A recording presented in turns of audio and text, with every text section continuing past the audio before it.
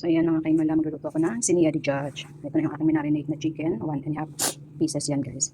So, dito meron tayong mga gulay na patatas, sibuyas, black pepper, kusa, talong, kamatis, ang ating nilagay dyan guys. Then, itong marinate ko, ipapatong na natin to dito sa ating, tawag dito siniya. So, yan. So, half hour ko siyang minarinate guys, para talagang malasa yung ating manok. Ayan. Tapos binutas-butasan ko yan, tinusok-tusok ko ba para pumasok talaga at sumiksik yung pinaka lasa. Ayan, ng ating manok. So yan, hindi ko yan siya tutubigan guys kasi magtutubig naman yan. Pinaka-sabaw na talaga yan yung pinaka-minarinate natin na sauce. So yan na. So waiting mamaya. So yan na siya guys. Babalutin ko yan. Tatakpan natin siya ng foil. Then salang natin siya sa oven. So, ayan na siya guys. Nakasalang na siya sa ating oven. Balikan natin yan after 1 hour.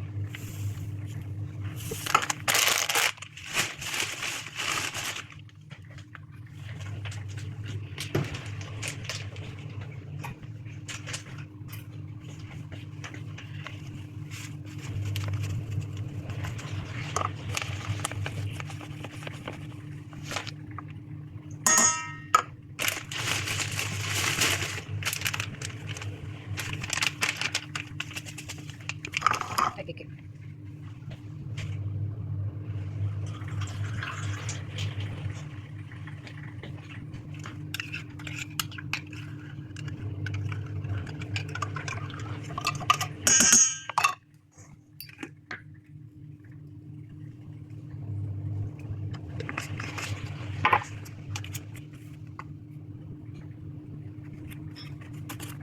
So, ito na yung ating mix. Mix ko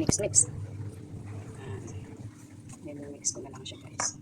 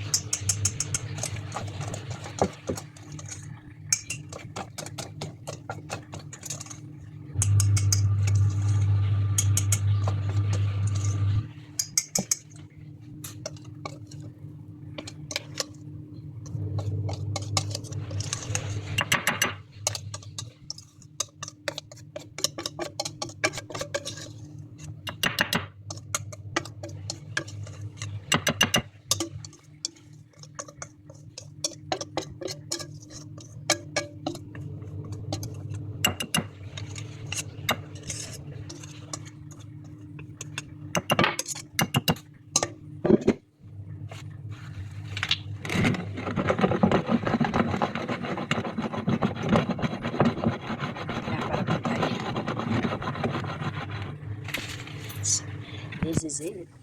So, ibibake na natin siya guys ng 30 minutes to 25 minutes depende sa init. No, sa baba lang yung binuksan ko. Naka-ready na yung aking oven pero yung init niya is sa baba lang.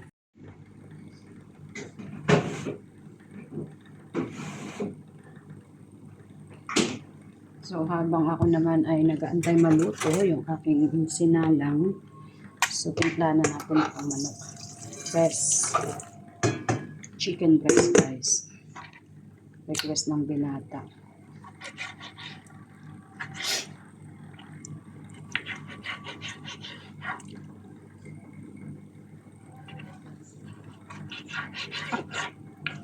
So, air fryer ko lang to guys.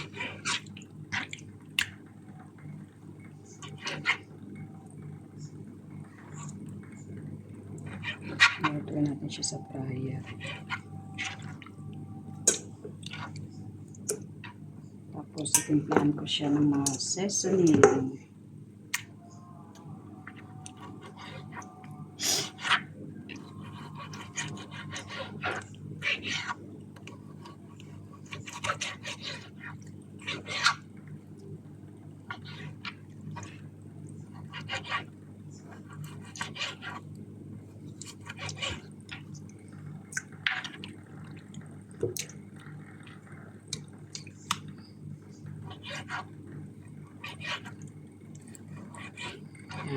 So, okay na.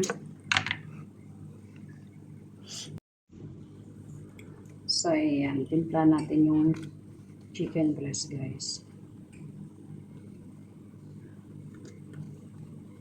Susot lang ako ng gloves kasi lalamasin natin yung ating manok.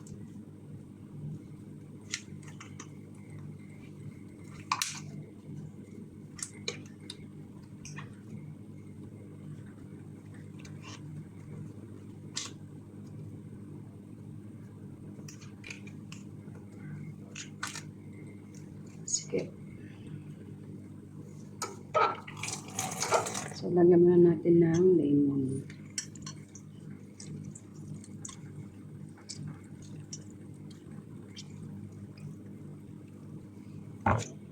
Then, lagyan natin ng mga baharat.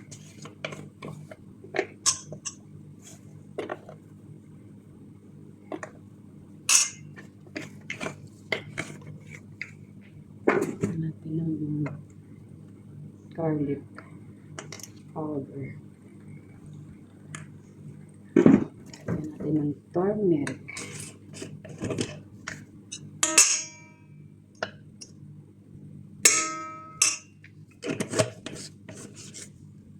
Lagyan natin ng paminta.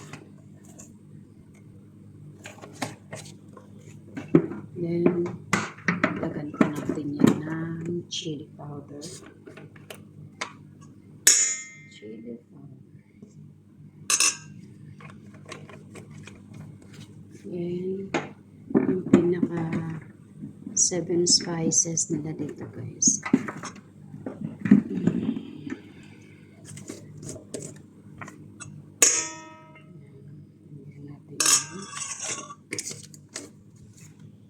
And then, syempre, di mawawala ang ating asin. Then, lagyan natin siya ng konting olive oil.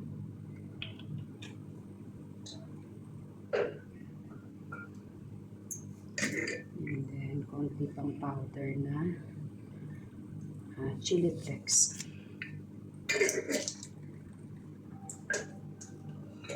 And then, konting Roman sauce. Para masarap yung kanilang chicken.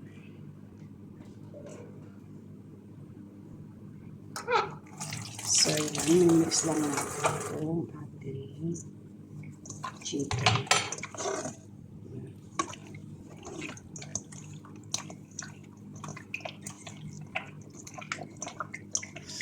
Tapos, wrap lang muna natin siya mamaya. Bago natin siya i-air fryer.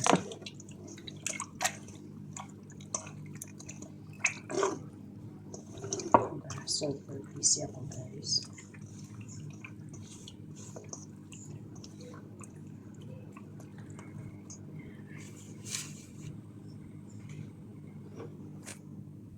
Balikan natin ito mamaya. Iwabit ko muna.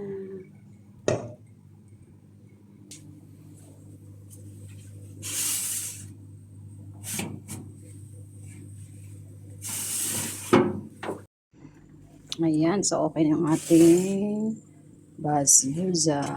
Ito na guys, brown na siya. Kaya okay na yan. Nalagay na natin siya dito at lalagyan natin yan ng toppings.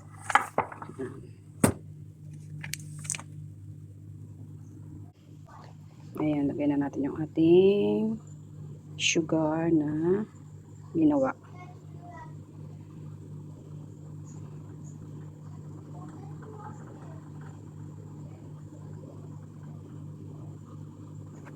Ayan.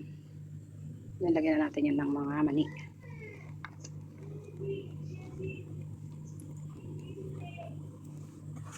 Ayan siya guys. Pa-partner nila yan sa Arabic coffee. Ayan. So ready na to. Pwede na to.